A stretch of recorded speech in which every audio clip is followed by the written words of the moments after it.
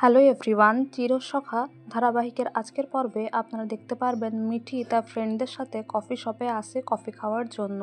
সেখানেই তার ফ্রেন্ডরা মিঠিকে বিদেশে যাওয়ার নিয়ে প্রশ্ন করে, তার চাকরি নিয়ে প্রশ্ন করে। এইসব নিয়ে মিঠি কথা বলতে থাকলেই মাঝখান থেকে তার আরেক ফ্রেন্ড প্লুটোর কথা জিজ্ঞাসা করে, তাদের সম্পর্কের কথা জিজ্ঞাসা করে। মিঠি রেগে গিয়ে বলে যে মৌ তার সম্পর্কে বোন হলেও প্লুটোর সম্বন্ধে সে কোনো কথা বলতে চায় না, কারণ প্লুটো তার কাছে অত্যন্ত মেরুদণ্ডহীন, বিবেক ব্যক্তিহীন একটা ছেলে, এমনকি চরিত্রহীনও বলে প্লুটোকে মিঠি। আর এই কথাটা প্লুটো শুনতে পায়, কারণ প্লুটো তার ফ্রেন্ডের সঙ্গে সেই কফি শপেই আসে।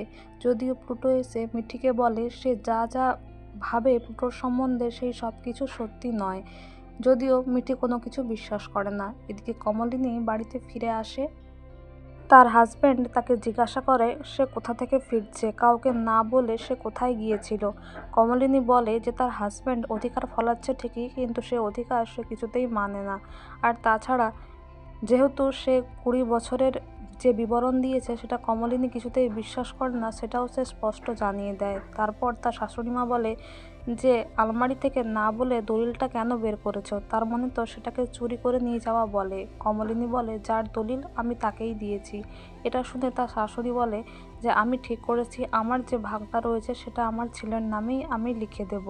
আর এই কথাটা সায় দেয় চন্দ্র। কিন্তু মিঠি বলে যে ঠাম্মি, যে সম্পত্তি যে বিষয় তোমার নয় সেটা তোমার বলতে তোমার একটু খারাপ লাগছে না? আর এই কথার মাঝখানেই যখন ফ্যামিলির মধ্যে বিবাদ চলতে থাকে, তখন সেখানে মিঠির নতুন কাকু এসে উপস্থিত হয়।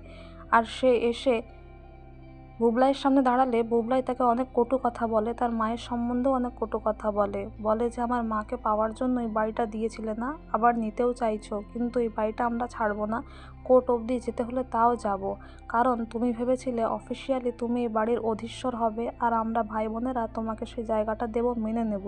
কিন্তু তুমি এর উত্তর দাও, তুমি কেন করেছিলে এই সব কিছু, কেন এই বাড়িটা আমার মায়ের নামে করে দিয়েছিলে, আর যদি দিয়েও থাকো এখন কেন তুমি নিতে চাইছো? আমরা এ বাড়ি ছাড়বো না, তোমাকে এর উত্তর দিতেই হবে। আর এই সব শুনে তার নতুন কাকু বলে তুমি উত্তর চাও তো, ঠিক আছে, আজকে আমি তোমার সমস্ত প্রশ্নের উত্তর দেব। এই বলে বুবলাইয়ের নতুন কাকু বুবলাইকে চড় মারে সকলের সামনে, আর বর্ষা এসে তাকে আটকায়। তো বন্ধুরা, এই ছিল আজকের চিরসখা ধারাবাহিকের আপডেট।